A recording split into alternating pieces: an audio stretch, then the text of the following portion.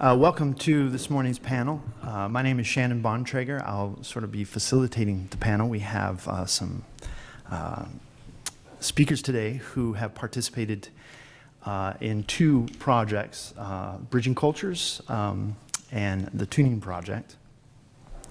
The introductory U.S. history course is a linchpin of general education programs and history majors across the country, but extenuated content coverage models and high student failure rates in many settings undercut what should be the best opportunity for us as historians to teach our discipline. How can we turn the intro course from an obstacle into a true gateway to higher learning? This session will feature specific examples of courses that faculty have transformed and audience discussion of the goals, methods, and lessons for developing sophisticated courses that provide students more of the cornucopia of skills, ideas, and research that history has to offer. So to start our panel, we have Assistant Professor of History at St. Francis College in Brooklyn, New York, Sarah Haviland. She's the author of James and Esther Cooper Jackson, Love and Courage in the Black Freedom Movement. As a faculty participant in Brooklyn History Society's Students and Faculty in the Archives project, she produced a lesson plan for first-year history students to teach civil rights in Brooklyn using archival materials for the website www.teacherarchives.org. She was also part of the American Historical Association's Tuning Project. In 2015, she was named to the 40 under 40 professors who inspire. She was named to the 40 under 40 professors who inspire list by Nerd Scholar.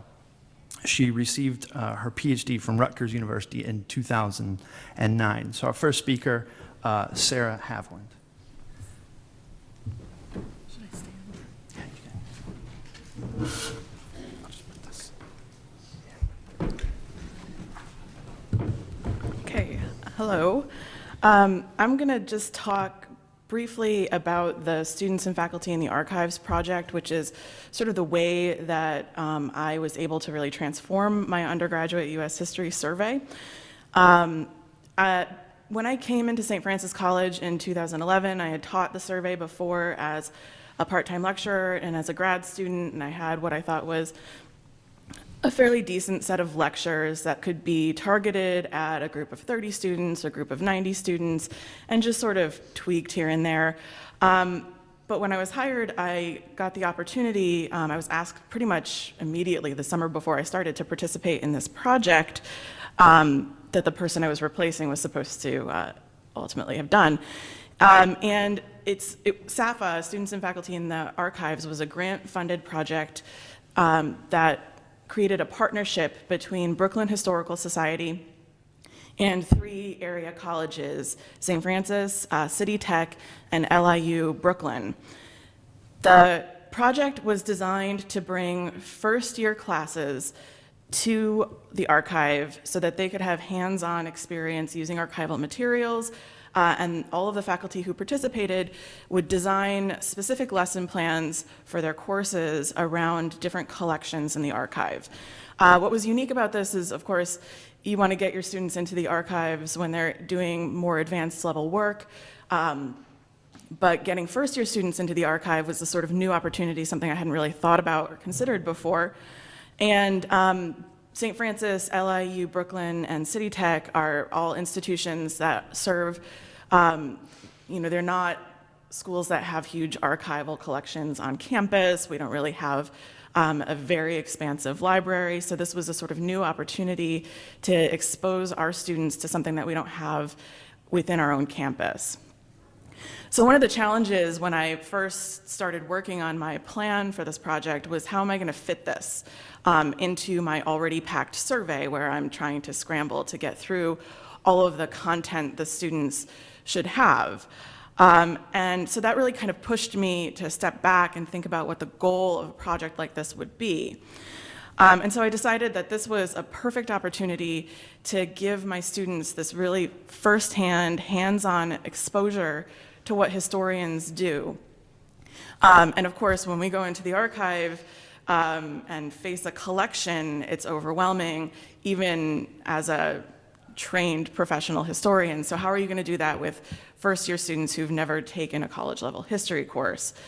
So what I wanted to do is sort of break it down to a sort of micro-level experience. And the outcomes were immediately visible. The students were getting this new sort of sense of what history was all about. It provided them with an understanding of history as this analytical, interpretive, and evidence-based discipline that's constantly changing, that's not something that's etched in stone. And provided the students with the opportunity to promote history skills, critical thinking, analytical writing, and introductory history classes. And one participant said that it was her chance to, quote, see and touch history, which was a very different thing than standing up and giving a bunch of lectures. So the structure of the project that I designed was to give them the opportunity to see connections across a collection and also to go in depth on a particular topic covered within the collection. So we looked at the Arnie Goldwag Brooklyn Congress of Racial Equality collection, and this is a collection that has, I think, 30 to 40 boxes in it, and so I decided to work at the folder level, and that would be, the goal would ultimately be to expose the students to a folder. So I picked 5 folders. I was fortunate that my institution decided to cap the class at 15, so I could break them into 5 groups of 3, which was really a nice opportunity. I picked 5 individual documents one from each of the folders, and I put the class in 5 groups of 3. And all of the documents connected to one another in some way and shed some light on discrimination and community response in 1960s Brooklyn. So the first visit, the students would learn about how to work in the archive, how to handle the material, how not to use pen and chew gum, and all of just the little rules, which actually takes a lot of time to go over because they've never been exposed to something like this before. Most of them had never heard the word archive. And so then they spend the rest of that class session just doing a close reading of the document that their group is assigned. The second class session, we go back and the students rotate around the room and look at all the other groups' documents. So they get to see, they start to build a sense of what a collection can cover, even though it's just 5 folders. And then the third visit, they get their original document back and it's reintegrated into the folder that it came out of. So they get to see how the individual folders are organized. They get overwhelmed because they have to kind of scramble to get through 40 or 50 maybe documents within a folder. So they get a little bit overwhelmed, but it's also good for them to have that experience because it allows them to understand how messy it can be to be in the archive and to be looking for something and not know what you're going to find. So their ultimate task in this project is to come up with an analytical question about the documents that they've looked at. And then they write a paper that answers their question based on what they've been exposed to. In the process, they're also getting this exposure to their own local history, which they find really fascinating. Most of my students at St. Francis come from the 5 boroughs, most of them from Brooklyn. And they're surprised to find out that Brooklyn had so much racial discrimination. One student, for example, said, "I couldn't believe that this was about racism in places like Brooklyn, where I live." But then she thought more about it and started telling the story about how a landlady down the street wouldn't rent to African Americans in 2012 in her own neighborhood. So she was starting to think more about the connections between the past and the patterns that she was seeing on the ground in her own life. And she had an emotional response, and that emotional response allowed her to kind of connect the past to the way she lives now. And she wrote in her final reflection, "You would never think racial discrimination was happening just as bad up north as in the South. Long story short, there's a lot of hidden racial discrimination going on, and if you don't know what that means, it means they're not saying they're treating you like dirt because you're African American up front. Instead, they were treating you like dirt and giving excuses for it." And so she was starting to think about what this sort of concept of de facto discrimination meant, not only in her life, but also in the past, and how people were responding to it. It gave her this sense of change and continuity across time. The students also really benefited from holding the original materials. This hands-on exposure was something that it's not as easy to replicate with photocopies or transcribed documents in the classroom, because they're experiencing it in the setting of the archive. If any of you have ever been to BHS, it's a beautiful building. The students walk in and they think most of them say it feels like I'm at Hogwarts. And they have this experience of being in this space with these old documents. One student said, "I couldn't believe it when the staff member told us that BHS was nearly 150 years old. It felt like an honor to be able to participate in something like this, to be able to hold these documents that were held by Arnie Goldwag and historians using them for research. We were literally surrounded by our history." And so this gave the students a more sort of sentimental connection to the past as well. In terms of sort of achieving the outcome that I wanted them to achieve, which was this exposure to what historians do and a better understanding of history as a discipline, I started to see that as well in terms of how the students were engaging with the documents and the ways that the documents were written and designed, whether they were handwritten or transcribed or edited. And after seeing a marked up draft of a press release, one student wrote, she said, "I think that a struggle that historians have is you may have the document, but you still don't have all the facts. When my group and I looked at our document, one of the things we noticed were these edits. We don't know why those edits are there. So in a way, historians are solving puzzles. They're trying to connect their knowledge of history with the documents to make sense of it." And the theme of the puzzle kept coming up again and again in the student responses to this experience. Another student wrote that history was a puzzle and that the students were having this opportunity to, quote, "look and find tons of articles, documents, ads, literally anything having to do with our main topic, and from there, piece together answers to understand the grand scheme of what is really happening and why." And so the students were learning that they may have what seems like an overwhelming number of documents before them, but they still don't have all of the answers to their questions. And they start to figure out that asking questions rather than answering questions is sort of at the heart of history. And if you can ask a good question, then maybe you can sort of navigate your way to some sort of answer. And so the success of this project in the first few semesters that I did it pushed me to rethink the way I was approaching the rest of the survey. How do I prepare students for this experience so that they can make more sense of it once we actually get into the archive? How do I make sure that they're understanding that this isn't just one section, but this is the sort of purpose of the class is to get them to think in this way? And so I started to revisit the way I was structuring the various units in the course and focusing more and more in class on additional document analysis and exercises centered around developing the skills, which of course pushes you to sacrifice content in a way, but you're not necessarily sacrificing the content, you're just shifting that sort of emphasis so that the students are learning how to find all of the information that they need on their own, and they're more empowered to sort of seek out the answers to the questions that they have. I think, am I at time? You are at about 12. Okay. So just to sort of, so after about 5 or 6 semesters of doing this, I was asked by a department in my institution to participate in another pilot project that they were doing with this program called Project Access for my US survey course. And Project Access was, it's a program, basically a sort of remedial or retention program for students who are at risk of dropping out because they test in at a very low level for their writing skills, because they're underprepared for college level work. On average, the writing scores on the SAT are about 100 points lower than our average student. The SAT verbal scores are about 75 points lower.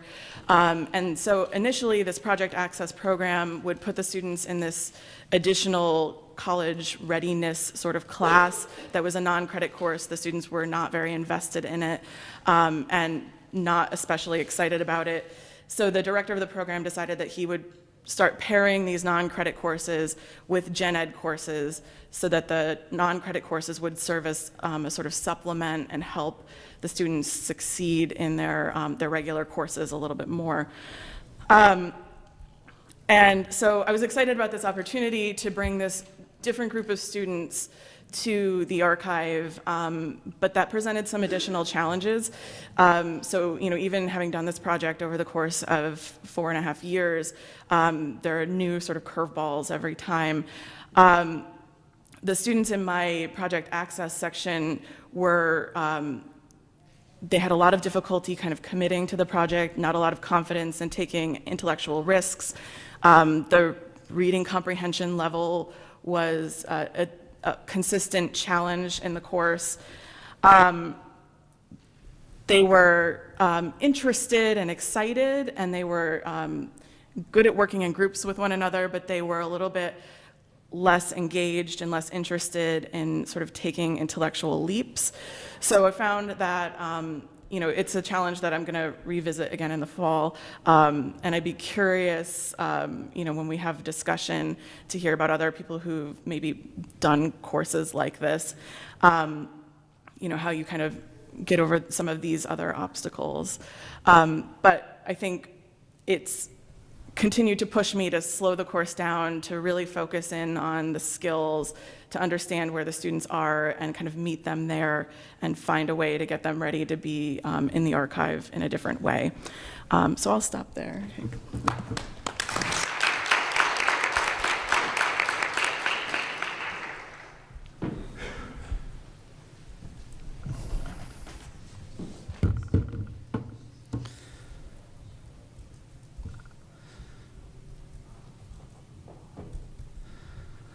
Thank you, Sarah. I think the audience got a really great sort of view of something that the Tuning Project can sort of support with this push for not only helping historians assess their work and trying to retain students, but also allowing students to sort of think historically about the past.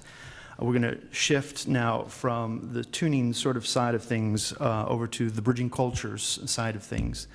The Bridging Cultures Institute that Kim and Joy and myself participated in is trying to reinvigorate the U.S. survey by decentering the nation state and focusing on the United States in an Atlantic world and a Pacific world context.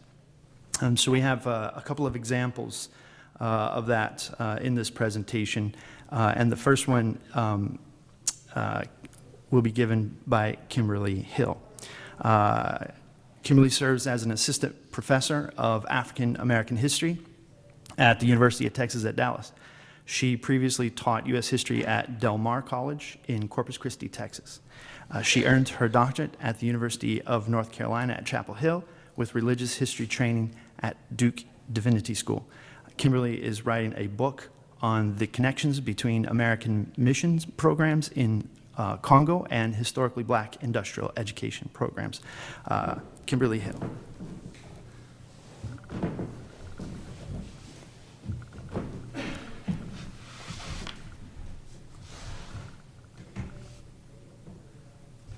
And just hit start the program. It should pop up once you start the slide. Click on slideshow. There you go. And then click on play. Thank you. Sorry. And it's on the screen. Thank you, everyone, for joining us this morning. I started participating in the Bridging Cultures program in 2013 with my colleague Gerald Betty from Del Mar College. We were both very interested in the program because we taught a very diverse student population. Gerald taught Mexican American history at Del Mar.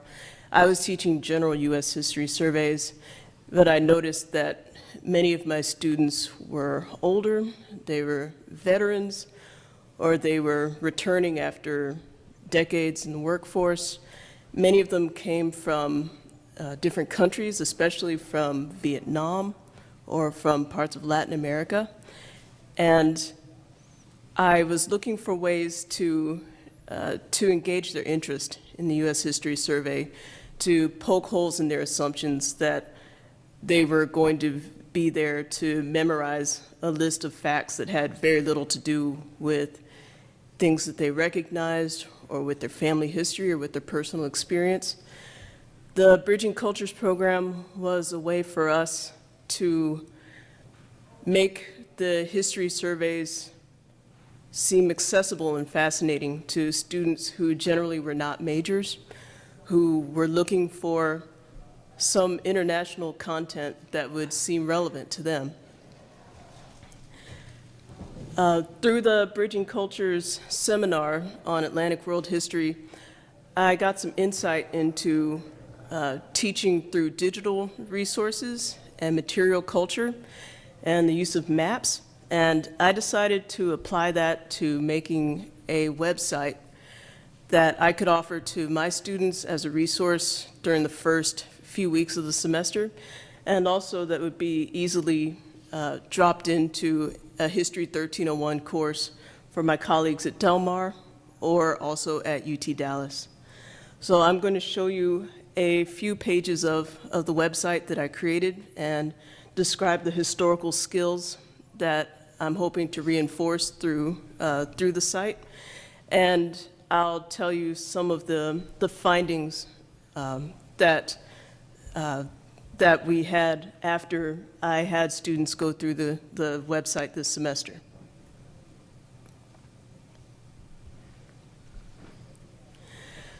My website is called Voices of Labor in the Atlantic World. I created it through SoftChalk so that it could be easily placed into an e-learning website, or it can be pulled up through HTML. It starts off with a quote about the reasons that motivated English travel to early America.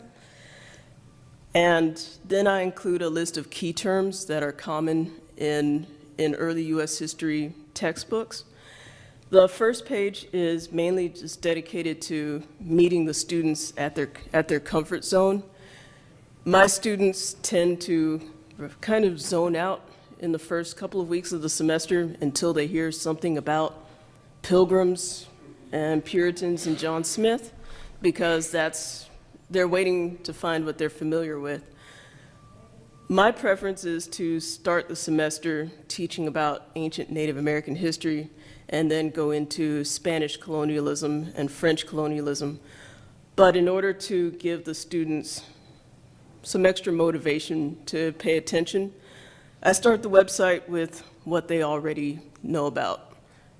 So they're thinking about John Smith. I mention Virginia Company from the get-go and tell them that some of the economic incentives that were motivating the creation of the Virginia Company can be broadened to think about the reasons for Atlantic world travel for people from different countries as well. They can use these key terms as touchstones, and their professors can also use these key terms to do some additional assessment.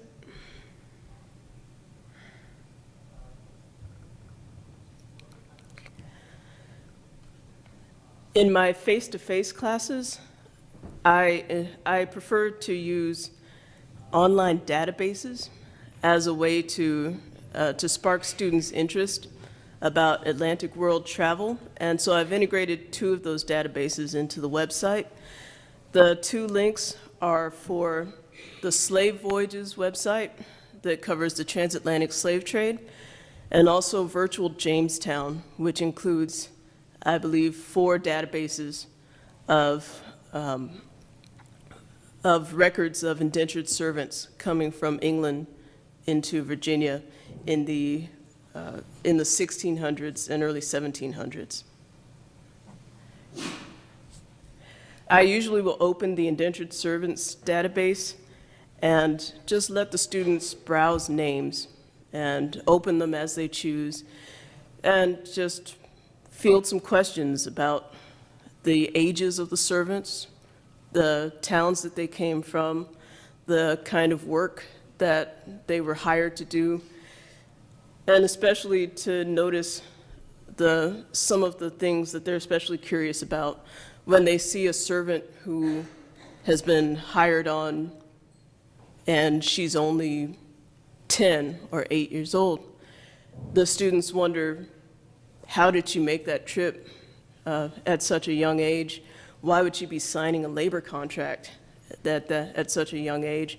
And it gives us a chance to discuss the forced aspect of indentured labor, how many children were signed away by their parents to pay off a debt for the cost of the transportation.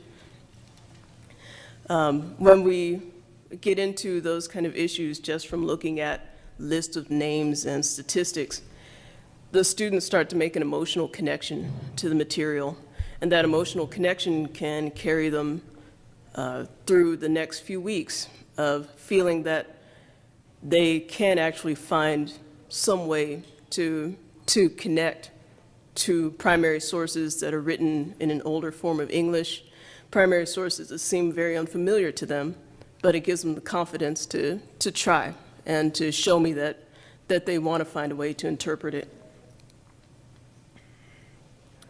So for the website version, I asked them to just choose 2 names from these lists, either from the indentured servants or from the Slave Voyages website, which includes names of people who were forced into slave ships and also ages and their point of departure. Most pages of the website include multiple choice questions, just 2 or 3 to give the students an opportunity to see whether they have interpreted the information correctly.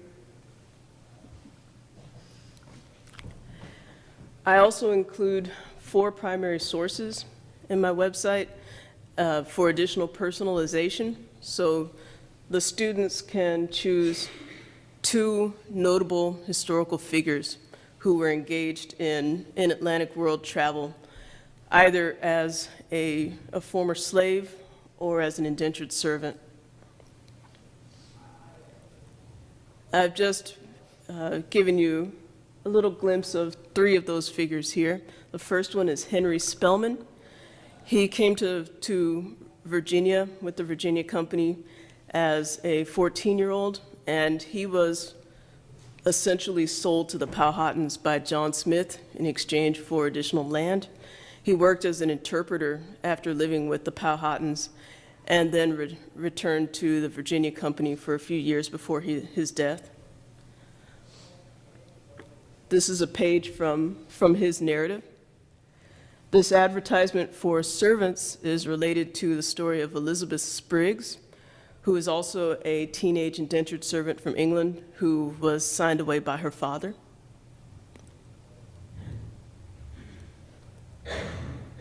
In my class this semester, I noticed that about half of the students chose Olaudah Equiano first, which was to be expected because his narrative about his experiences during the Middle Passage is an especially common primary source reading in History 1301. I included a link to a biography of Equiano, and I included an excerpt from his autobiography that is not about the Middle Passage, to give students a way to move forward with his story. I chose an excerpt from the Documenting the American South project that continues later when Equiano went to Virginia, and it covers his first year in American slavery. The last traveler's primary source that's farther down on this site has to do with the Maroons of Jamaica. I found that about half of the students read that primary source as well and found it very interesting. And I'm glad because there's very little in my textbook and in really most other textbooks that has to do with the runaway slaves of Latin America who created their own settlements that lasted for generations. So they read a letter from the Maroons of Jamaica discussing how they have been forced out of Jamaica to Nova Scotia after losing a battle with the British, and they are requesting permission to leave Nova Scotia because they have no blankets, no coats, no supplies, and they're afraid of starving during the winter.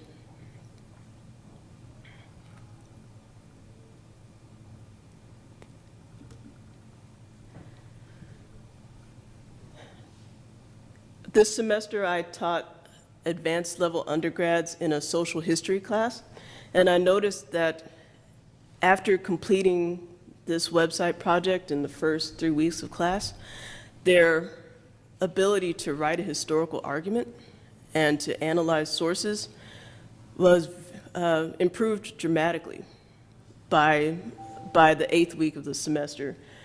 And so I'm taking that as a sign that this could also be a good practice resource for my History 1301 students.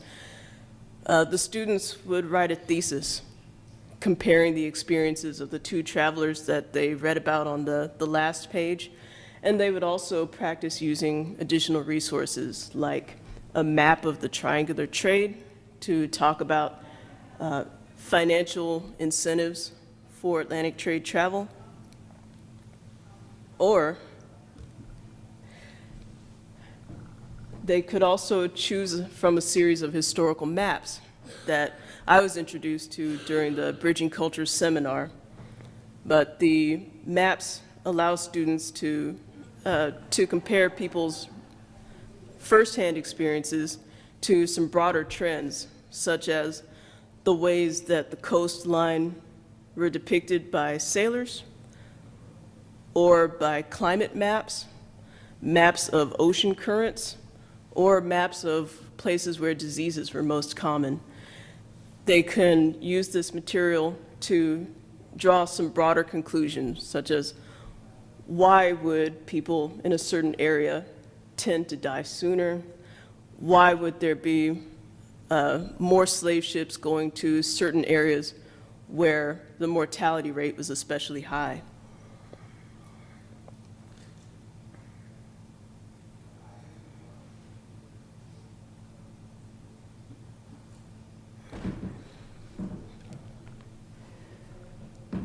The very last page of my website asks the students to take the short written responses that they've done so far and just put them into a thesis statement to say how they can use maps or examples of material culture or even fictional resources to help them further develop their understanding of a primary source. After using the website for one semester, I've found that students seem unusually interested in reading these primary sources that are very much surprising for them. And I'm hoping that this trend will continue as I continue to use the website, that by focusing on labor, I've found a way to engage the students emotionally, and that has motivated them to finish the entire site.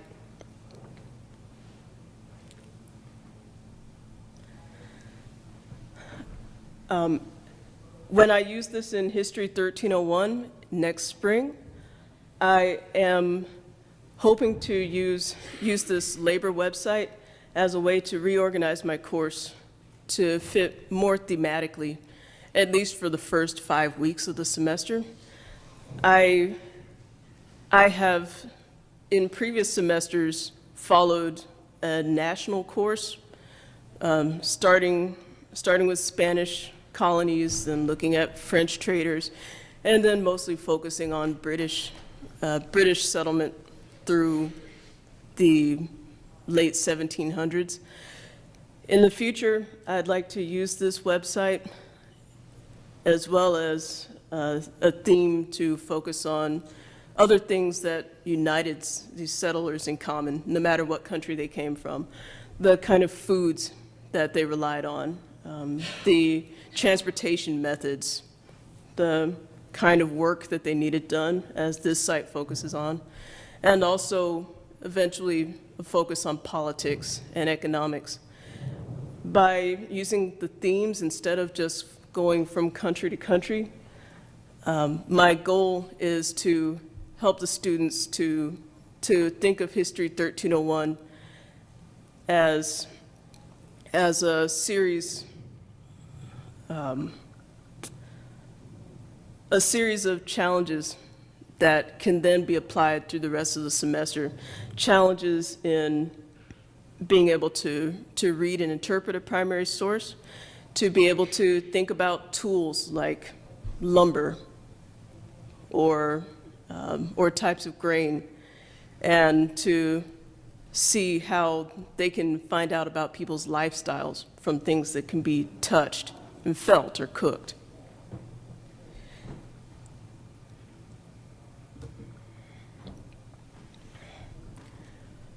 So for next semester's 1301 class, based on my work so far and the lessons that I've gained from Bridging Cultures, I'm planning to incorporate more material culture into the semester to give the students access to historical maps, and especially access to maps in our library whenever possible. I'm going to redirect my focus that so far is primarily British to instead look at things that different groups had in common, such as foods, trade goods, and also the diseases that affected them. And because I know that students are willing to look at primary sources that defy their expectations, I'm going to try to incorporate many more stories that aren't necessarily familiar to the students, but can broaden the material. I'm going to include much more about Chinese and Mexican settlers, and whenever possible, use local history from Texas. So, thank you. I look forward to your questions.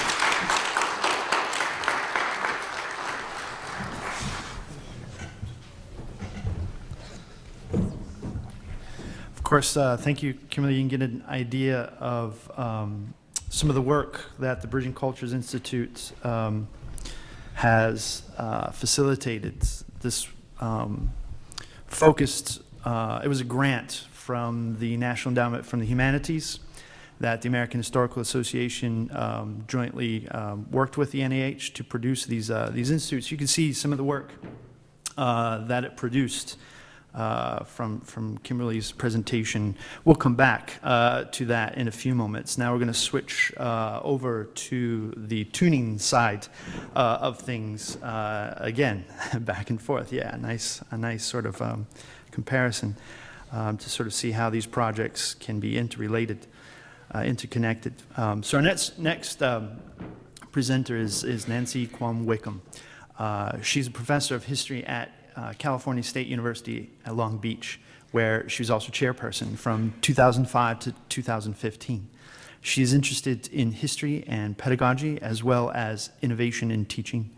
An environmental and labor historian, she is working on a digital history project, The Global Ship, that uses Charles W. Morgan, the last extant wooden whaling vessel, to illustrate the impact of whaling on the world's people, economies, and natural resources from the mid-19th century to the early 20th century. Nancy Quam-Wickham. Okay. I'll just minimize this for you. And there you go. I had to set my timer here, so I don't go over. Okay. What I want to talk to you about today is a new course that I designed with some of my colleagues at Long Beach State, partly that grew out of my experience with tuning, but also I had sort of almost a religious epiphany at a meeting in, I think it was 2011 or early 2012, even before I became involved in the tuning project, that as a department chairperson, scared the heck out of me. Let's just put it that way, okay? So that says chair, erase that. I forgot to erase that part. But I'm going to talk about this course that we developed called the U.S. History Laboratory course, all right? Okay. Okay, so I want to talk about the origins, and I want to ask a question. Why do we continue to teach the U.S. survey, especially in a semester system, that starts with 1607 or earlier, goes to the Civil War, very neat division, sort of fits with all the textbooks, and then from the Civil War to the present, okay? Why? Now, there are pedagogical reasons for doing so. There are historical reasons for doing so. But thinking about my institution, where we fill about 3,000 seats a year in our 2 lower division U.S. surveys, and where we might have 15 history majors enrolled in those courses out of 3,000. The U.S. survey is a course that students must take in the California State University system to graduate. Most of our history majors increasingly have AP units, so they do not take the lower division survey. What we are essentially serving is a very large general education population of students who mostly don't want to be there, who are history phobic, who think that, you know, you're going to deliver the facts and nothing but the damn facts, excuse me, as one student of mine said, and, you know, they're going to take some multiple guess exams and that's going to be it, okay? So why do we continue to teach the survey the way we do if that's who we're serving? And that's the question I want to pose. So the origins for this U.S. History Lab course came out of this meeting that I had, which is part of the Long Beach Promise. That's a K through 16 collaborative in Long Beach, California, that's about 20 or 25 years old now. I've been involved in it since I first came to Long Beach in '94. And the discussion was about, it was some history professors from Long Beach City College, from Long Beach State, and a bunch of history teachers from Long Beach Unified. And they were talking about how to prepare to teach the Common Core. Okay? And so as I was sitting there in the back of the room, and I was still department chair there, they were talking about, you know, the Common Core as a sort of radical departure from the NCLB, the No Child Left Behind, a radical departure in pedagogy, that the Common Core standards are going to require so much more. They're basically not content standards. They are skill standards. And I want to read you a couple of them. And I think you'll start to see why I was so terrified, because I saw our history enrollments tank. I saw in the future our history enrollments will tank if we don't respond in California to the students that we are going to get who have come through Common Core, if Common Core continues to be.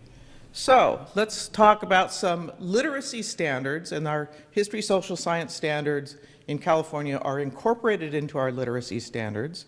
So this was a meeting not only of history instructors but also English instructors. Here's one standard. Students will read informational texts, nonfiction texts. They will activate their prior knowledge related to the information in that text, and they will confirm predictions of what will happen later in that story. Grade 1. I'm not kidding. Students will compare and contrast the overall structure, chronology, comparison, cause, effect, problem, solution of events, ideas, concepts, or information in 2 or more texts. Grade 5. Okay, so you can see perhaps the increasing complexity, the cognitive skills that the Common Core will require if it Of course, this is a big if it continues. So that was one origin of this new course. The second was, of course, tuning, and that is the central sort of idea of tuning is that we identify what a student should know and be able to do at various levels. When they finish a program, when they finish a course, when they complete a degree, you name it. This is actually not tuning language. This is Common Core language. Okay, so what I started to think about this conundrum. What's going to happen? We've got all these students who are used to doing things, being active learners in inquiry-driven classrooms through K through 12 in Long Beach Unified. They're going to come to our university, and are they going to sit in a classroom with 300 other students and listen to some talking head professor read notes that perhaps were written 25 years ago? No. Right? They will go elsewhere. So how do we respond to that challenge? Develop the lab course. And so I started to think about what is that, and this is where tuning really comes in handy. What is that course supposed to do? Right? How can we reimagine the introductory course in a way that it meets all of the outcomes, the goals, and the requirements, some of which are mandated by state law in California in terms of what students are supposed to learn. And I think that's not uncommon at all. And I think it's important to address these issues at the introductory level because this is our one opportunity.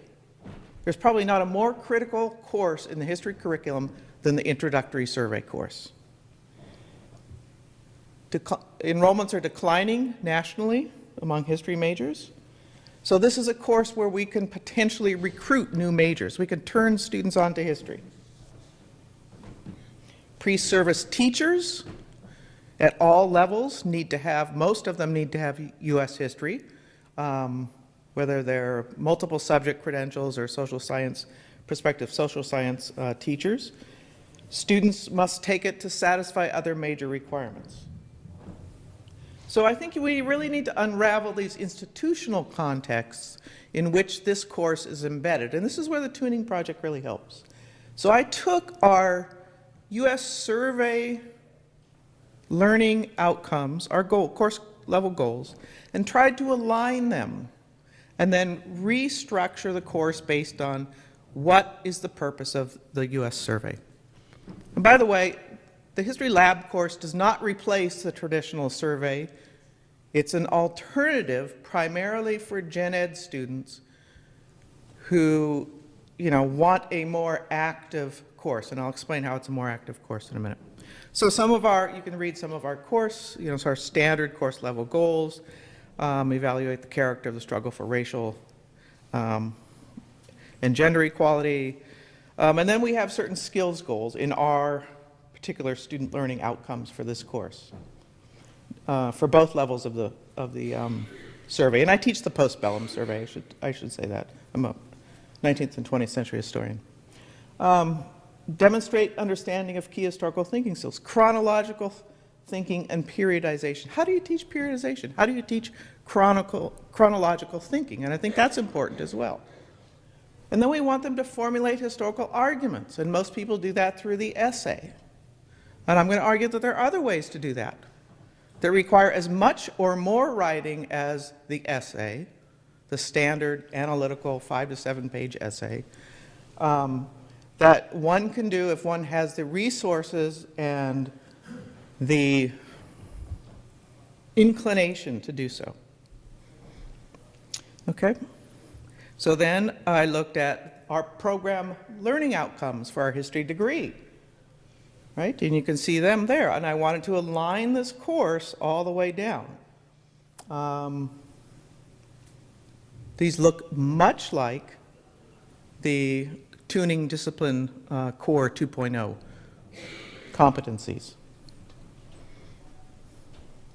And then our CSU GE goals and outcomes, which are mandated by state law, Title V, The requirement is intended to enable students to function as responsible citizens. Well, how do you measure that? Right? You get into the whole conundrum of civic education. What does being a responsible citizen actually entail?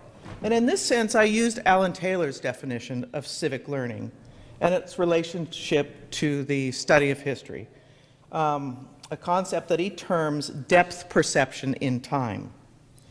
And I'm going to quote him here. He says, "By depth perception in time, I mean that people in the present have a much clearer sense of who they are, how their government and courts operate, if they know how the nation originated and what challenges it has faced in the past. A sense of development through time and an understanding of past crises, such as the Alien and Sedition Acts, the Civil War, civil rights movements, will best persuade students that they have an active rather than a passive role to play as citizens." Okay? So taking all of this into account, I set out on my personal mission to reimagine the U.S. History Lab course, where we would emphasize these skills. And in this sense, I was very careful about the textbook I chose. I chose Eric Foner's Give Me Liberty for a particular reason, because it has a sort of theme that runs through it, the struggle for liberty and justice and equality across time, which met very nicely with my new outcomes. We wanted to emphasize these big ideas, right? We wanted to approach U.S. history with a thematic, at a thematic level, rather than chronological coverage. So I ceded the content knowledge entirely to the textbook in this prototype that I developed and taught and then got through the curriculum process and got approved as a GE course. It's like a 3-year process at Long Beach, where the state says you only have to cover 100 years. But you have to help students become more responsible citizens. So here's the tuning process. And unfortunately, this is a little small. But you can see, you know, I start with this idea of we have to cover civic education. You know, we need to cover some time period, this 100-year time period. We have to introduce major themes in U.S. history. But I also wanted to identify these course-specific learning outcomes, you know, where they would learn to analyze sources, construct an argument, look at primary sources, demonstrate their, determine my pedagogical approach, which was inquiry-driven. And the reason why it was inquiry-driven is because the National Science Foundation gave Long Beach State a whole bunch of money to build some active learning classrooms. Does anybody know what active learning they're also called scale-up classrooms. They are technological nerd toys.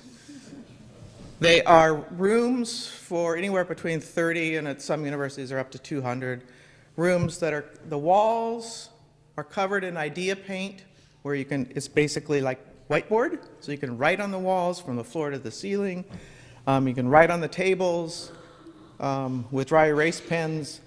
The configuration of the room is that around the perimeter of the room you have desks, you have chairs. There isn't a central instructor podium in the middle of the room.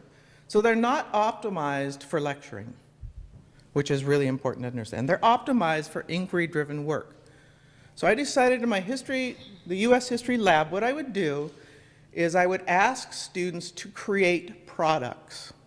So I partnered with a local high school teacher who teaches at-risk high school students, at risk of dropping out, and we would produce curriculum enrichment materials, and using the Foner text as the basis, and also using an old book by Rogers called Contested Truths, Keywords in American History.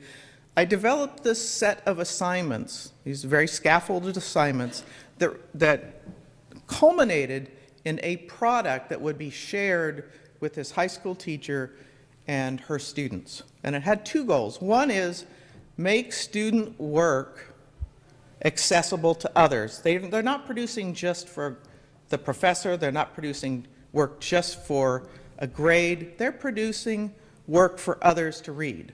And that's a very powerful motivator to get students to actually read and do their work, because they don't want to be embarrassed by what's out there. The other reason why I partnered with this high school teacher is she wanted a way to show her students what actually happens in college, so that they had an idea that if they finished high school, perhaps they could go on to college and have some fun too. Okay? So the purposes here of this, I developed this assignment, which was collaborative and inquiry-driven. They were called team research projects. Each group, they were group projects, each group did 3 during the course of the semester. These team research projects were organized around a keyword drawn from either Foner or Rogers, such as liberty or equality, and I'll show you an example in a minute. They had to also discuss an event that related to that keyword. They had certain chronological periods in which they had to work. So the first one was, say, 1865 to 1900 or 1890. It was very sort of arbitrary on my part. And then it proceeded on. And they had to write an historical question that could be answered in an argumentative fashion. They had to survey the secondary literature on their topic, on their project. They had to find primary sources, and I gave them a long set of digital primary source repositories that they could use. And a lot of students found stuff on their own, which I think is really important. Some of them even went into the university archives or went elsewhere. They had to talk about change over time. They had to actually contextualize their project topic within U.S. history by creating a timeline that showed how whatever event or issue they were working on, in this case that I'm going to show you, it was the new woman of the early 20th century. How, what was that a response to? How did that develop? Okay? So this got them thinking, these keywords got them thinking about depth perception in time. I also had pre-service teachers, as they took a class with me, essentially, and they worked as facilitators to help in the classroom as these students came in every day, and they went immediately to where I would come in 5 minutes before class, and all the students would be at their tables working on their projects. I have never seen that in almost 30 years of teaching. So this was really exciting for me. But these pre-service teachers were in there so they could learn how to teach the Common Core methods. We recruited new majors and we satisfied these institutional requirements. So let me show you just one. And I'll read a couple things from students as well. This is most students actually ended up producing websites because they thought that was just the coolest thing. You don't have to code or anything. These are WYSIWYG, what you see is what you get. They're Weebly, most of them were Weeblies. There are another number of other platforms for making maps. There are very easy ways to make maps using a digital tool that's developed out of Stanford called Palladio. There's all kinds of stuff that students do. They had to incorporate images. They had to have a thesis statement. So in this case, women's social, they had to demonstrate what their topic was, women's social equality in the early 1900s. And yes, that's a play, Forever 20s, on that horrible, the horrible Forever 21 clothing store. They had to offer background, essentially a historiography on the background, and this is just a screenshot, so I can't show you. And then they had to have various topics. So in these other topics, like flappers and fashion and amusement, they really talked about women's agency, young women going out and demonstrating that they were equal to young men. Okay? So how did this actually work? I challenged students, and I'll just take a couple more minutes. I challenged students to, in a reflective essay at the end of the term, to demonstrate how they had learned, what they had learned about civic education, how this course had made them think about depth perception and time as engaged citizens. One of my students is a student who had failed U.S. history twice already, and he was retaking it a third time. He actually got a B in the class. After listening to the WPA slave narratives for a project on how Jim Crow laws affected the lives of African Americans after Reconstruction, he wrote very poignantly, "You can feel the oppression in their words." Many students noted that although the amendments and laws were passed to give rights to others, such as immigrants, those rights could easily be taken away, which they were very surprised about, such as in the case with the Japanese American internment. Moreover, many students noted the relevance of history to their own lives, and this was the most important finding. Of 42 students, 40 students wrote about history meant something to them now as students, even if they weren't becoming history majors.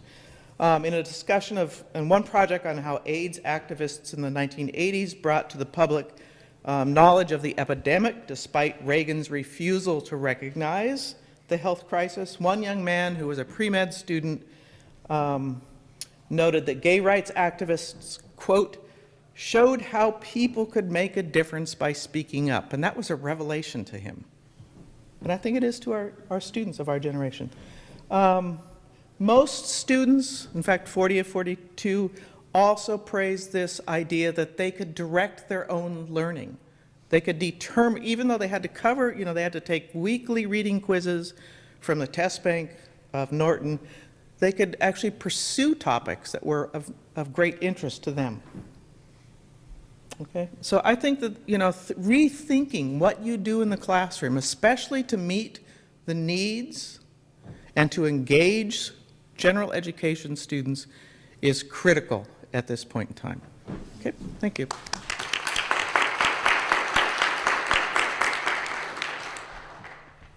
Thank you, Nancy.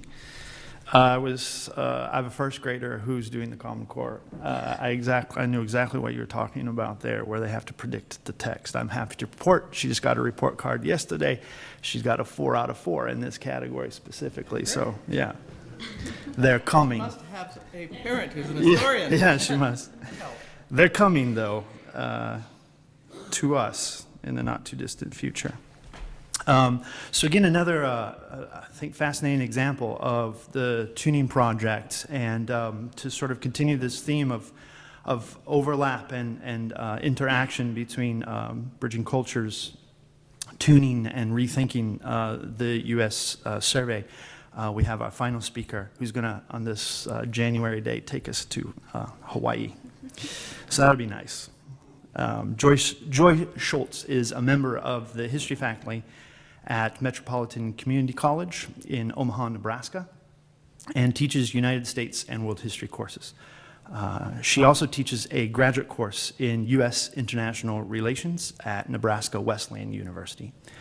She was a participant in the recent NEH and AHA-sponsored Bridging Cultures at Community College Initiative, American History, Atlantic and Pacific Project from 2013 to 2015.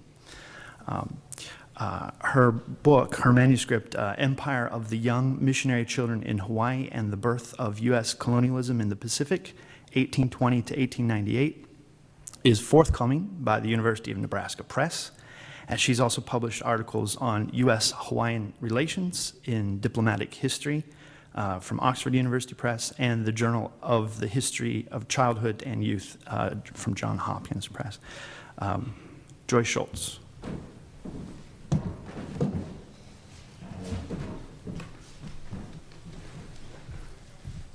I would like to ask your permission to pretend with me that you are my students in an 11-week quarter for the next 15 minutes And if you agree to that, then at this point in a 2-hour class, what I would ask everyone to do is stand up. So please stand up. And crack those joints. Move those muscles. Wake up, sneak out. Yes, I see you leaving right now. And then sit back down. Thank you. These have been wonderful presentations, and I'm just so excited to try some of these things in my classroom. I'm going to read a little bit, talk a little bit, and kind of tell you what my thought process was in trying to transform our U.S. history survey at the community college level. For those who teach college-level U.S. survey courses in high schools, community colleges, or during the first 2 years of an undergraduate's education, the amount of material to cover during a quarter or semester is daunting. Our students' relative lack of college experience challenging. Prior to participating in the Bridging Cultures grant, I also struggled personally with my role in academia. For those of us who are employed as full-time teachers, instructors, or professors at non-research institutions, teaching loads can be immense. I wondered, how could I stay on top of cutting-edge research in my field, let alone new articles and monographs dealing with U.S. history, all from a transnational and comparative global perspective? How was I going to turn my dissertation into a book, conduct new research, and teach 20 hours a week? What I found through the Bridging Cultures program was that I could do all of the above slowly. In little bites, at time and over time, I could address topics of importance to students, civil society, and myself through restructuring the lens through which we view U.S. history. The slides that follow are my attempts to restructure the U.S. history survey from a perspective of eastward expansion, beginning and ending in my own particular area of interest, the Hawaiian Islands. So what I'm going to take you through in these slides is pretend that you're a student. I'm not presumptuous enough to think that you don't know all of the information that I'm going to be giving you, but I want you to see it through the lens of a student, how you could take them chronologically through a U.S. survey course from westward east. One way to begin the U.S. history survey through a lens of eastward expansion is to start with modern history, demonstrating the cultural importance of the Hawaiian Islands today. Hawaii, made up of 8 main islands and hundreds of tiny islands, is unique among the 50 states in that it has the lowest percentage of white residents, just 23%. In Omaha, where our community college has greater ethnic diversity than the city itself, students are attracted to the Hawaiian Islands for their ethnic diversity. Hawaii serves as a roadmap as well for the future demographics of the other 49 states. For the U.S. survey, Hawaii demonstrates the early and global nature of U.S. contact with non-white peoples, from indigenous Indians to African slaves to Polynesian, Chinese, and Japanese nations who met American sailors at their ports. The Hawaiian Islands are the northernmost islands considered part of Polynesia, a triangle of over 1,000 islands in the southern and mid-Pacific Ocean. The Polynesian people who inhabit these islands share a common ancestry and similarities of language and cultural beliefs. A sea people, Polynesians migrated from Taiwan and Malaysia, navigating, I don't know why this is going forward, I think I need to talk faster, navigating at night by the stars, and eventually fanning across the Pacific Ocean. Polynesian chicken bones, found in Chile, tentatively predate Christopher Columbus's arrival to the New World by roughly 100 years. Kennewick Man continues to raise compelling questions about Asian ancestors who made it to our continent before the Scandinavians. The Hawaiian Islands would have remained unknown to Americans if not for the voyages of British Captain Cook. His discovery of many islands while opening the Pacific to American exploration did little to advance the Polynesians' understanding of the Pacific Ocean. Cook's Polynesian guide, Tupi, drew for Cook an accurate map of 130 islands over 2,000 miles. Cook ignored the map, but Polynesian oral histories were as accurate as European and American instruments. Cook's travels in the Pacific, like earlier European exploration of the Caribbean and the Americas, signaled devastating change for indigenous populations while opening new trade routes and opportunities for a select number of growing empires. What Cook's travels did do was begin a race for Pacific expansion among the major state powers of the early 19th century. Britain, France, Russia, and the United States looked to Polynesia for natural resources, fueling stations, and strategic leverage in East Asia. Spain, of course, already controlled Samoa and the Philippines.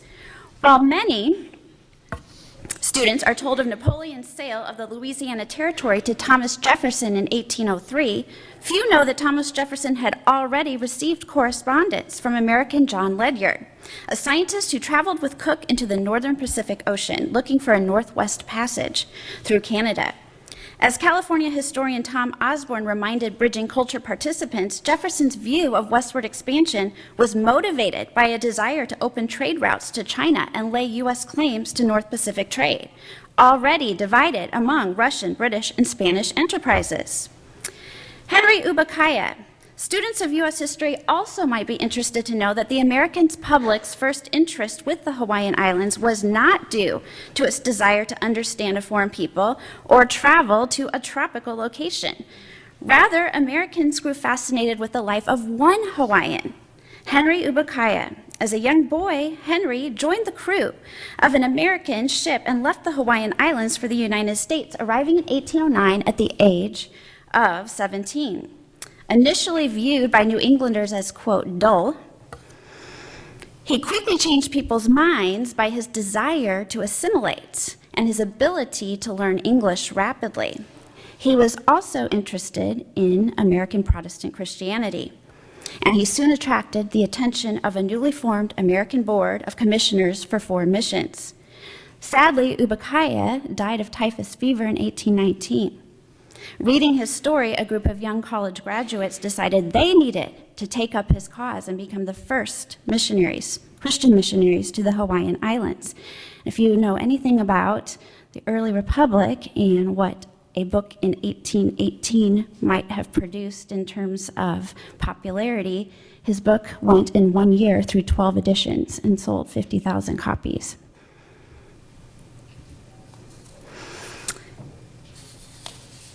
When the American missionaries landed in the Hawaiian Islands in 1820, Hawaii was a newly united nation. As a result of Captain Cook, increasing numbers of naval and merchant ships were now stopping in the islands. Elite Chief Kamehameha used such changes to wrest political power from other chiefs and unite the 8 main islands under his control by the early 1800s. His success allowed the islands to negotiate as one nation with foreigners. U.S. merchants capitalized on their relationship with Kamehameha by obtaining a near monopoly in the sandalwood trade. As this early 19th century Chinese toddy jug illustrates, a newly independent United States was very interested in establishing its own patterns of trade with China.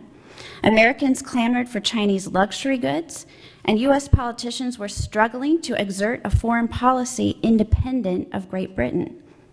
Until Kamehameha made sandalwood available, there was nothing that China wanted from U.S., specifically New England merchants. And they had little leverage until Kamehameha opened sandalwood trade to the United States. Kamehameha's legacy is remembered in the U.S. Capitol building. Prized for its long-lasting scent and red hue, sandalwood could be made into expensive furniture and perfume. By the 1830s, the king's laborers had stripped the islands of its native bark, like cotton production in the American South. Deforestation eroded Hawaiian soil and threatened mountain water supply in order to fuel the spending habits of urban populations. This early monocrop trade, in which native Hawaiians left their small-scale farms to work in the mountains for the king, devastated local subsistence economies, just as the Atlantic slave trade devastated African communities. Just like the cotton economies of the Confederate States, sandalwood trade in the islands was unsustainable. Today, sandalwood is virtually extinct in the Hawaiian Islands, although it remains popular in global markets, especially as an essential oil, including right here in Peachtree Center. While students of American history understand the rapid U.S. westward expansion which occurred after 1803, They seldom learned the importance of the Pacific Ocean to the U.S. acquisition of the West. The U.S. acquisition of California in 1848, a spoil of war with Mexico, immediately made cities like San Francisco some of the most important in the nation. It also made the Hawaiian Islands the United States' most important and closest trading partner in the West. Like the indigenous populations in the American West, Native Hawaiians would be inadvertently affected by these geopolitical considerations. While sandalwood depleted, the Hawaiian monarchy turned to agriculture, hoping to trade potato crops with California and sugar instead of wood. Expert agriculture was new in the islands. Native Americans, like American Indians, had lived off the land for millennia. Hawaiian chiefs heavily regulated the triangle patches of land that ran from the mountaintop to the sea. Yet, the taro, tropical fruits, and fish within the triangle's borders belonged to the native people who took care of the land. Water rights were sacred, each taro farmer responsible for properly damming the apua'a, and only diverted water to his taro patch at agreed upon times and in limited amounts. A Hawaiian who wasted water by not keeping his dam in order forfeited his life, his body used to dam the water flow and remind others of water's importance. Many homesteads on the Great Plains and in the American Southwest would realize too late the importance of water and the limits of dry farming. American and Hawaiian indigenous populations realized the importance of sustainable agriculture, yet their small plots of land and easily constructed shelters looked to foreigners like transient or indolent living. American visitors rarely positively compared Hawaiian lifestyles to their own. U.S. survey students often failed to see the irony of American progress, such as this sod house. Americans found in the islands a friendly and inviting people, as well as a culture steeped in religious taboos. Like the ghost dance on the plains or the 19th century waves of immigrants bringing with them their devotion to the Roman Catholic Pope, religious differences among old and new settlers tended toward conflict. Pele, goddess of the volcano, had creative and destructive powers. Visiting her active crater without proper prayers and offerings meant certain death. American visitors to the islands defied such kapus, leading to their eventual abandonment by the Hawaiians. Today, American tourists still defy Pele to visit Kilauea, one of the 5 volcanoes that make up the Hawaiian Islands, the island of Hawaii, and perhaps the most active volcano in the world. Some of those American tourists also decry 21st century immigrants who bring new differences to the United States, such as devotion to the Quran. By the 1840s, Hawaiian monarch King Kamehameha III looked to farming and ranching as sustainable economy for his people. The king hoped that selling crown lands to individual owners would secure trade with California and continued independence. Traditional land uses were quickly supplanted by Americans and other foreign investors who purchased land titles, invested in irrigation canals and contract labor, and planted sugarcane, coffee beans, and pineapple. Rumors that filibusters from San Francisco were eyeing the island soon reached the ears of the Hawaiian king. In stark contrast, from half a century later, the United States reaffirmed its commitment to Hawaiian independence. As a young pre-industrial republic dependent upon Hawaiian ports, the United States was unsure it could best England or France in a war over island possession. Such foreign policy was very different from later American activity in the Pacific during the Spanish-American and Second World Wars. After U.S. annexation, the Hawaiian territorial government halted Chinese immigration in obedience with the U.S.-Chinese Exclusion Act, continuing to solicit Japanese workers as well as laborers from the Philippines and Portuguese islands. Hawaiian demographics today represent the tragedy of indigenous susceptibility to foreign disease and the dependence of plantations upon Asian labor. Some survey students have heard of Ponca Chief Standing Bear, arrested for leaving his reservation to bury his son in his homeland. Held prisoner at Fort Omaha, Standing Bear argued to the U.S. Supreme Court that he was a person under the law, and to be detained without due process was a crime against humanity. In 1893, Hawaiian Queen Liliuokalani argued similarly to President Cleveland the injustice of her overthrow by the white descendants of American missionaries. Liliuokalani had wanted to amend her nation's constitution to increase the political voice of indigenous Hawaiians against non-native landowners. Just as in Cuba, the Philippines, and Panama, the U.S. followed closely behind the revolution, immediately recognizing the new Hawaiian government. The U.S. would eventually annex the Hawaiian Islands in 1898 during the Spanish-American War, and Americans would quickly forget Liliuokalani's case as Pearl Harbor greatly expanded and grew American opportunities for industrial-era trade.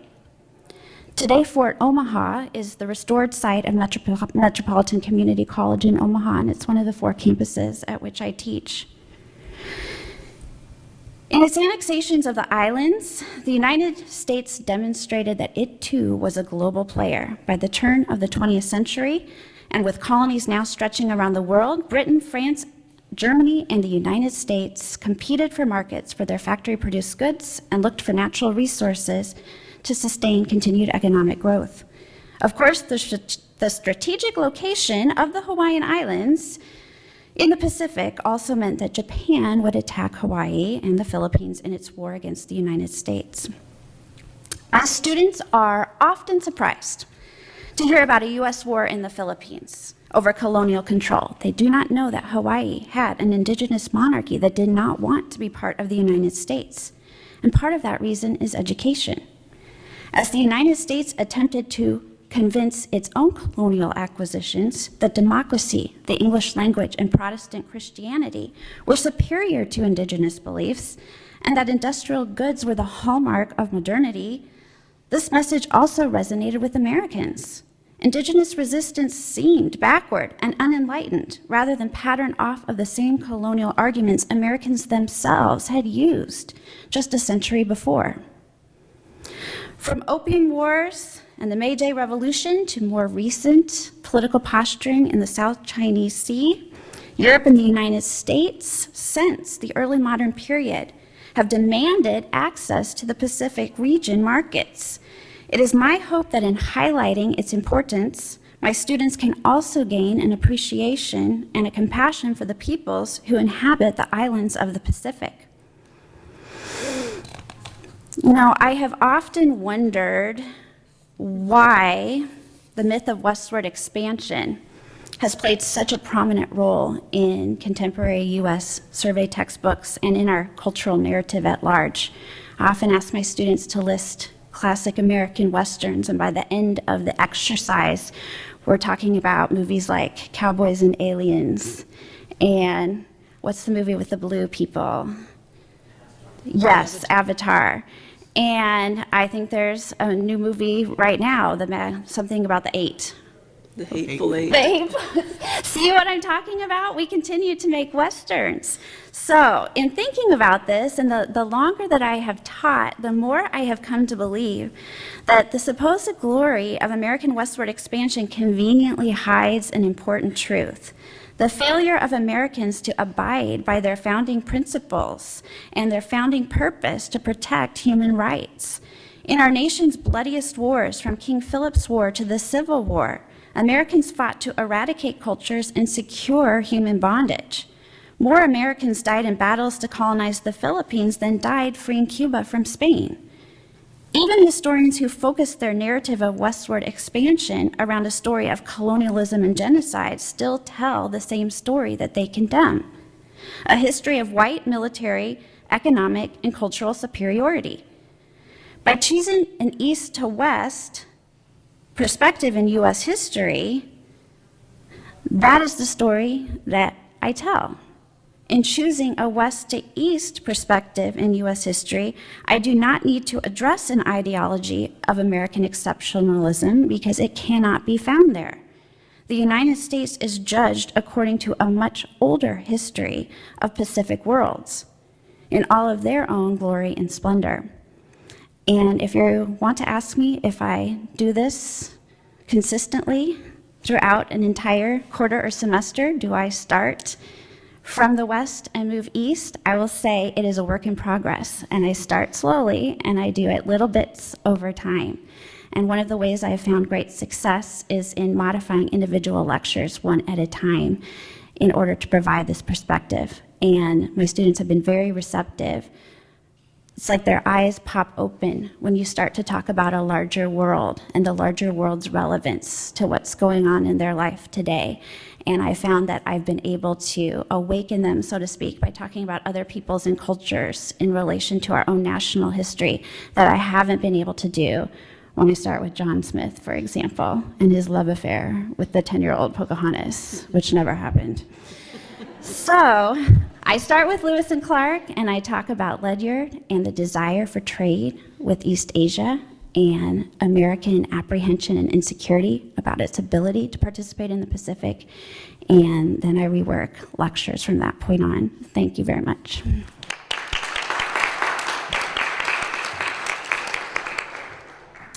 Thank you, Joy.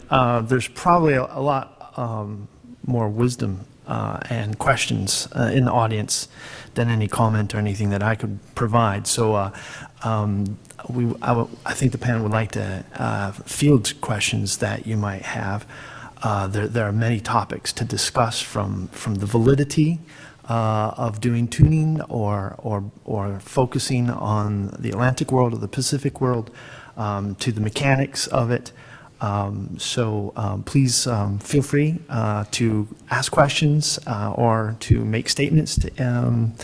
We'll open the floor up to the audience.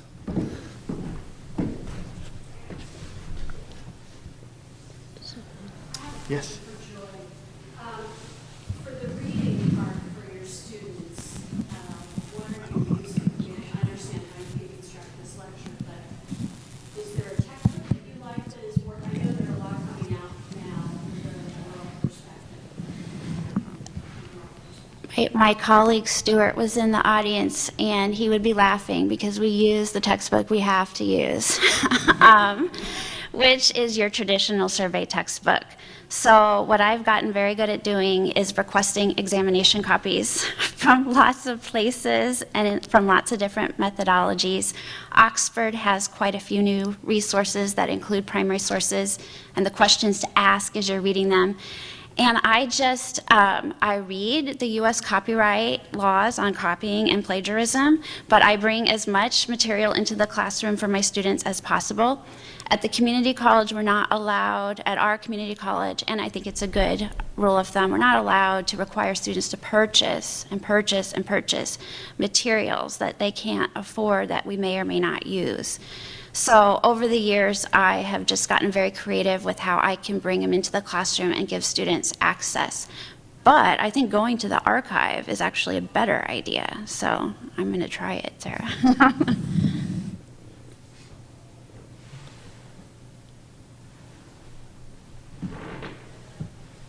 Yes. Question.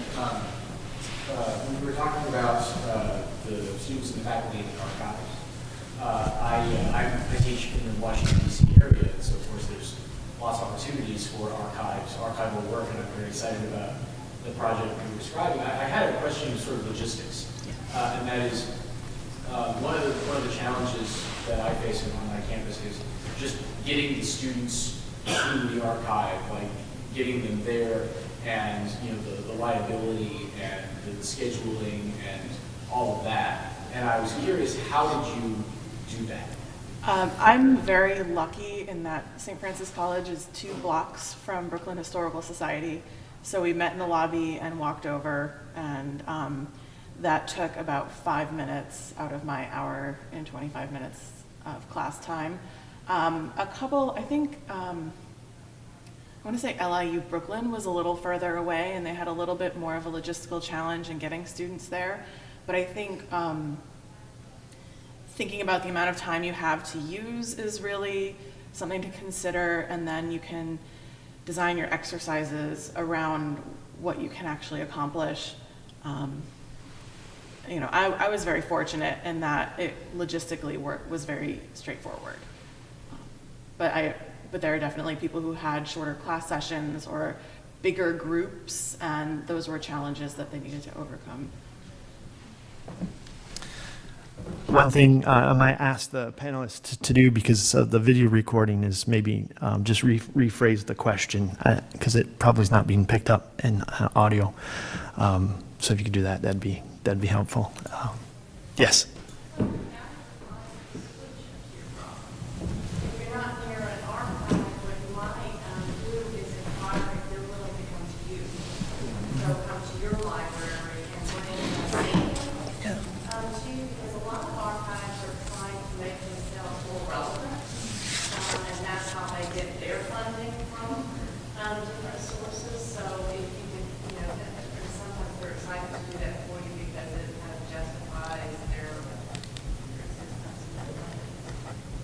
That's great. Also, if you were to look at the teacharchives.org website, they do have a lot of the assignments posted up there, and they have scans of the documents, so you can use the exercises. It diminishes the sort of experience of being in the archive, of course, but there are ways to kind of use the exercises that different faculty members have worked on. Yes.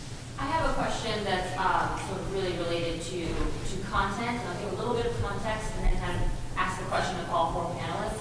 A lot of the kind of skill building that you're doing, the institution I belong to, we're involved in the tuning project. So we very much in the skill building activities that you guys are describing, but then I also serve a large number of the students that take the U.S. History Survey are education majors who use that as a sort of content-based to be able to pass their licensure exams. And so there's this kind of obligation I have to cover as much of the content as possible and kind of make the skill building kind of fit in a way that makes sense. At least that's what the education majors are begging me to do, which is not really what I want to do, and it's what I'm hearing that maybe I shouldn't do, but I need to do. So my broader question is, what are the larger kind of, not necessarily authorities, but powers that be that determine what kind of content you have to put into your classes? And if there aren't really very many, how do you then select that to be able to build these skills? Want me to answer that, Chris? Sure, go ahead, Nancy, if you can Okay. rephrase it. Okay, so the question was about, is this on? I think so, yeah. Okay, the question was about how do you determine what content needs to be covered in courses? And so there are a variety of ways to do that. The first thing is to obviously look at your course student learning outcomes, documentation if you have it. Not all universities and colleges do, but most departments have your you know, for your survey course, for instance, as we do, a set of student learning outcomes that essentially need to be covered. If you are teaching, and then of course, as I noted, there's also GE requirements, there are program requirements, GE requirements. At our university, we have not only internal GE requirements, but we're also, we have a bizarre GE program, just let me put it that way. We are also have bought into the ACNU's LEAP program, so we have those competencies, and the CSU itself has bought into the degree qualifications profile. So we have essentially five or six different levels that determine what needs to be taught in one particular course. Now beyond that, if you're teaching education students, one thing to sort of think about, and I can address this because I teach California history, which is a requirement in the state of California for all prospective teachers at all levels. You look at, and fortunately I wrote one of, not the current set of California standards, but I wrote California history standards, but I wrote maybe one or two iterations ago, wrote the California standards. So I sort of determined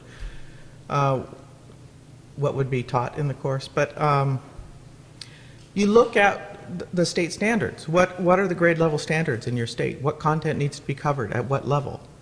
And I think that then you can sort of try to match that, try to align that essentially to all this other documentation. And it takes, you know, sometimes it takes, as you do, concept mapping or a lot of Post-its on your office wall, you know, to sort of sort out all these ideas.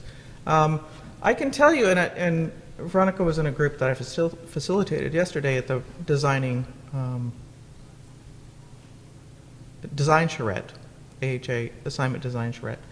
One of our group members has been teaching a skills based U.S. history course, and in 10 years he has seen very little difference between the scores on content knowledge, essentially the, you know, how students perform when they have to take, say, reading exams or take multiple guest quizzes or do short essay exams. It doesn't, there's no statistical difference, and I found this also in my course. There's no statistical difference between the students who took your content-based course and the students who take your skills development course. And I think that's one way that you can make an argument for incorporating more and more skills into your courses, because students have, you know, especially with Common Core, they need to know how, or you may not be in a Common Core state, but students need to know how to, especially pre-service students, need to know how to teach these new methods, these new inquiry-driven pedagogies. And that's the real problem in California, is that schools of education are not teaching that yet.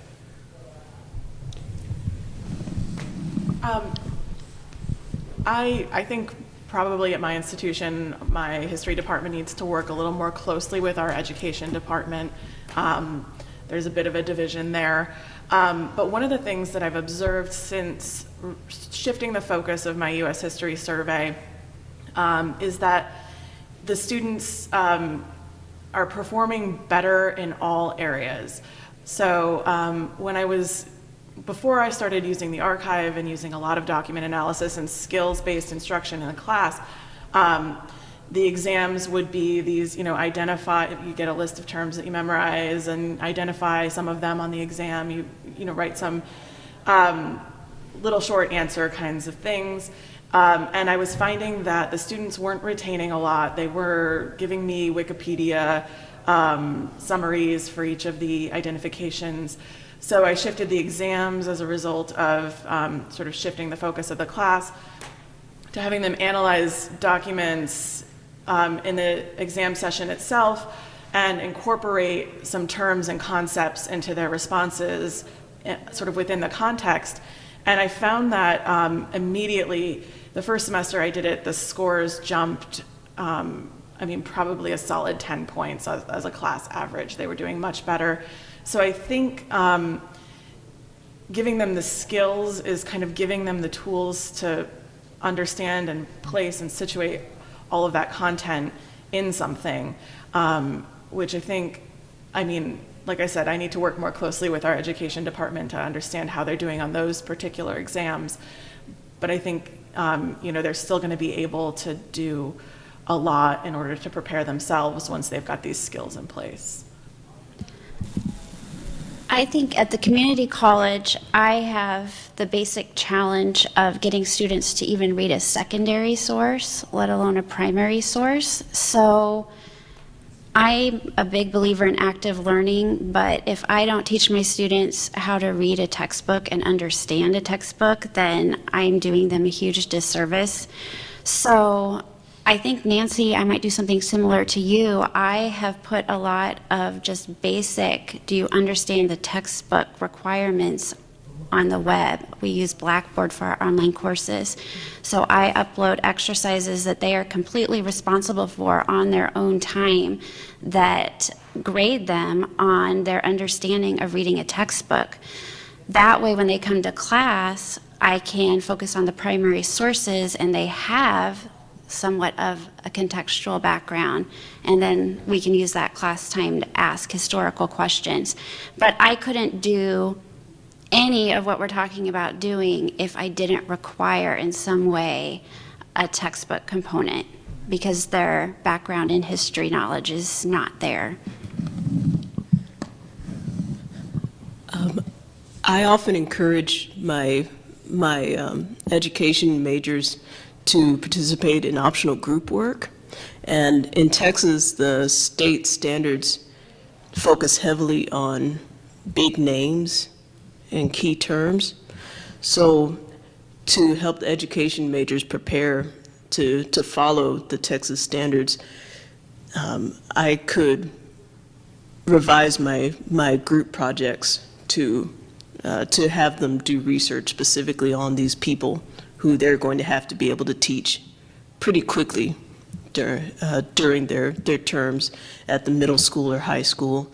And it gives them a chance to show that they can summarize material, they can do comparisons, and they're still using material from the class.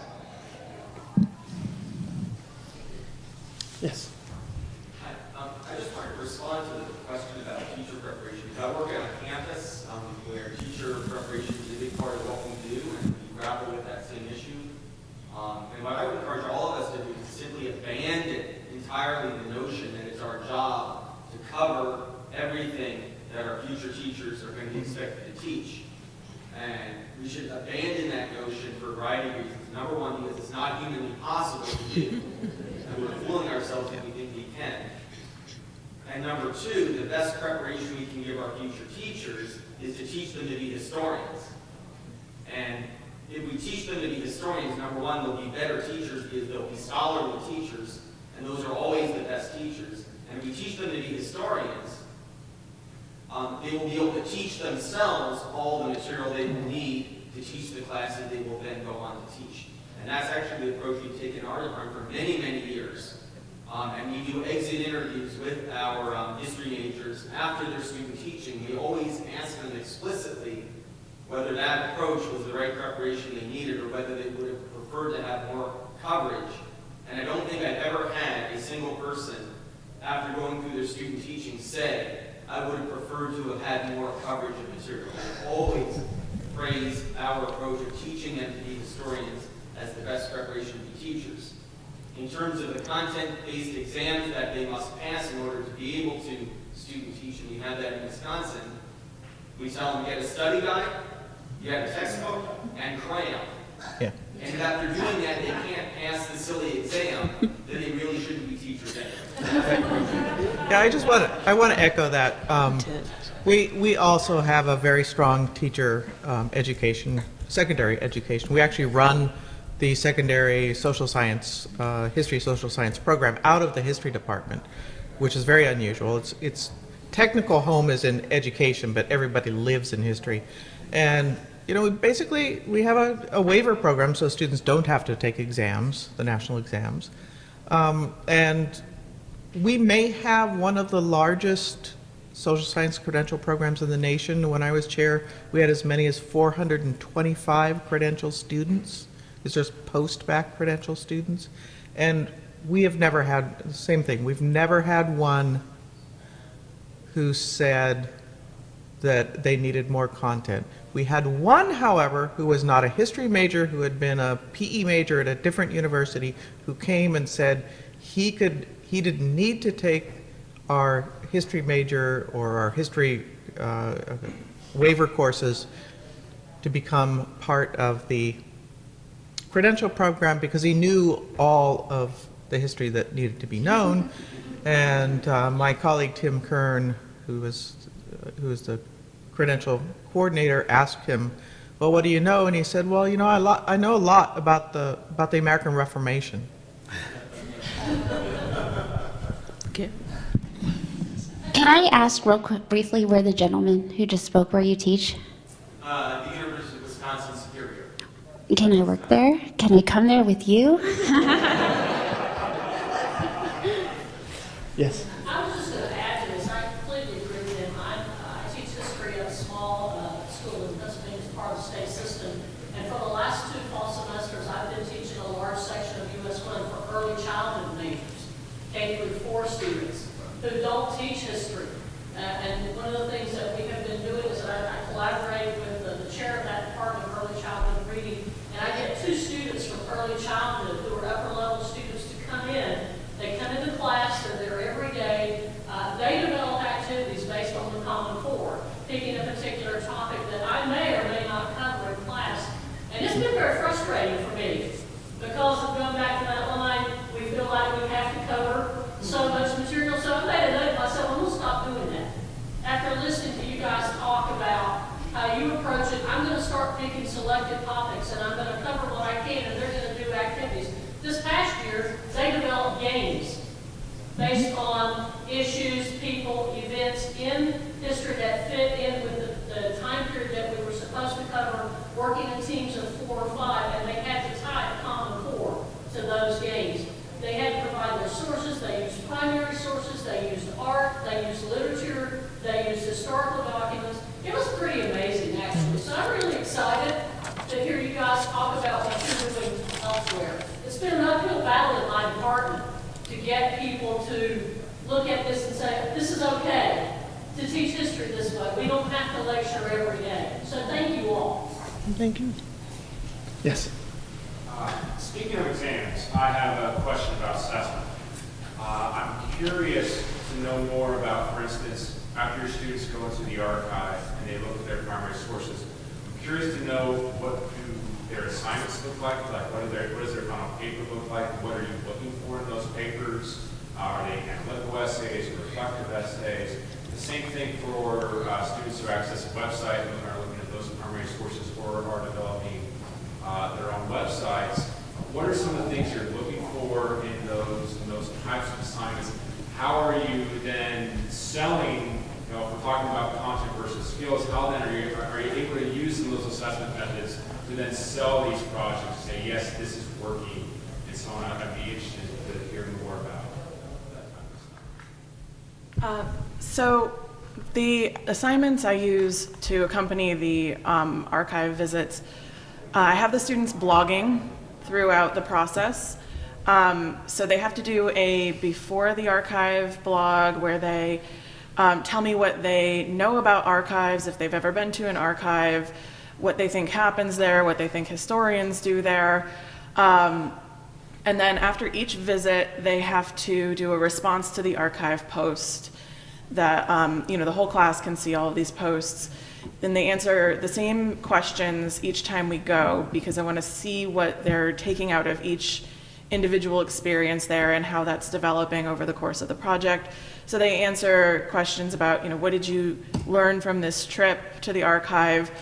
What did this trip teach you about what historians do in the archive? What are some questions you have? What are some things you can or can't answer? Those kinds of questions are in those response to the archive posts. And then they do a final reflective post where they kind of sum up their experience there. And so that allows me to track the students through the experience and see what they're taking away and how they're thinking about the archive as an exercise in history as a discipline. And then from the material they gather, they're expected to write since it's an introductory course, it's not necessarily a research paper so much as I'm asking them to tell the story of their document, the original one they use, by incorporating information and context from all of the other documents they saw, whether it's the other group's documents or what was in their folder, and to give me a sort of narrative of what was happening in Brooklyn at that time from the perspective of their specific topic. I struggle a little bit with how well that works. It depends really on the group of students. I've had some semesters where they've been phenomenal essays and some semesters where they've been somewhat weak. So, I'm constantly sort of reevaluating how well that's working, if I should be doing something different. But the students always come back from the archive on the day that we, are back in the classroom. They say, we're not going there again.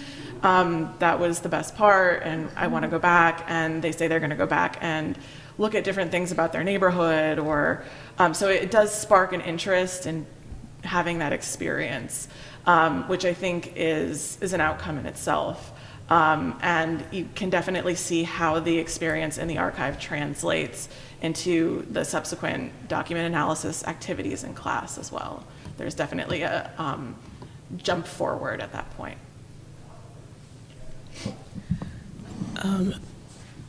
I try to get the students to start writing as soon as possible in the first 2 weeks to help build their confidence and to just give me at least a brief idea of their starting skill level.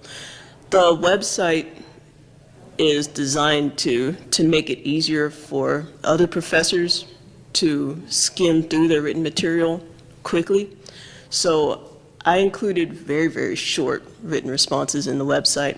Most of the assessment is self-grading, multiple choice to judge their understanding of the content. In the website, they write 2-sentence comparisons, and then at the end, they do a synthesis into a thesis statement. In my face-to-face classes, I complement that with having them turn in notes outlines on every primary source that they're assigned to read for the first 6 weeks of classes. So they make an outline telling me the thesis or the argument, the three examples of evidence details, the historical context or significance of the document, and then they write me a question, any question they have about the material in the primary source. And I only grade it for completion. I just want them to take a chance and tell me what they thought the document meant. And that's shown some good improvement before they take the midterm exam. I think two answers to that question. One is that you can't overwhelm yourself or you'll give up before you've really learned what you want to accomplish. And so I think scaffolding is a good way to term it. A first assignment, an easy paper assignment very early on in the quarter, I'm just simply looking for light bulbs going off. Like, I have an opinion about this. I now realize that there are multiple opinions about this one event, and she wants to know what my opinion is. And she wants me to cite a source that gives evidence. Okay, I can do that. I mean, that's it. And if you can accomplish that one thing, you've got an A. And so I try to limit what I'm looking for, one, so that it's easier to grade, and two, so that it's easier for the student to understand what's expected. But then the other point, the larger point, is that by the end of a process where you've kind of transformed your thinking about your role, it's so much more enjoyable to grade assignments that are thoughtful and that are meaningful to the person who wrote them, and they really want you to understand their point of view. And if you kind of look at your role as, wow, they are sharing this with me, and I have the privilege of sharing back with them, it takes the grading component to another level, and it's, in my mind, as important as what you do in the actual classroom. Does that mean it takes less time? No. Another benefit that I have with having them do notes outlines, multiple notes outlines in the first half, is that once they know what I'm looking for, it makes it possible for me to use rubrics in the second half of the course, which does make it quicker. I think we've come to the time limit. So if you have more questions, feel free to come up and ask them to the panelists. But I wanted to thank all of you for participating, and maybe we could just congratulate our panelists one more time.